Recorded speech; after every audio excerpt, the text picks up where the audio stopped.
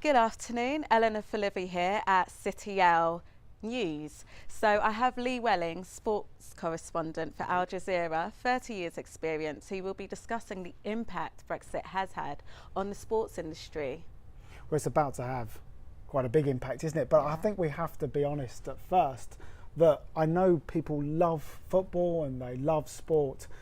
Brexit poses issues far more important than that. Let's get that into perspective, and will do for the next few years. You see the confusion. Let's not even get involved in the politics of it and whether people got what they voted for. It is so confusing that actually we don't know for sure exactly how it's going to impact sport and exactly how it's going to impact football. But actually that's the one that I want to highlight, because you know, everywhere you go in the globe, Eleanor, people are wearing Premier League football shirts. It is a business. It's been going for over 25 years, the Premier League. I remember it was the old English First Division, but they are selling it as a business.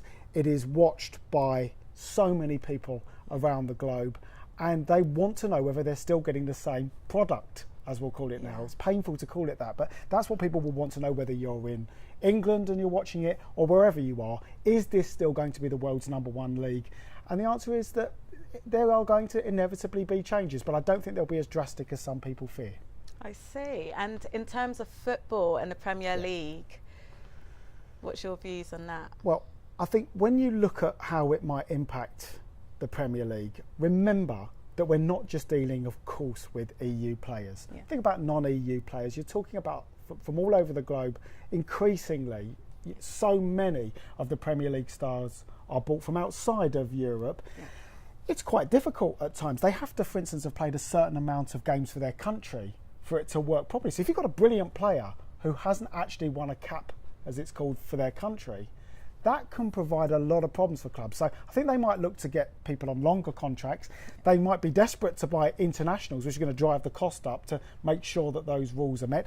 Maybe new rules. In fact, inevitably, I think new rules will have to be brought in to meet this confusion. It will have a big impact on players, of course, from Europe. There's no doubt about that.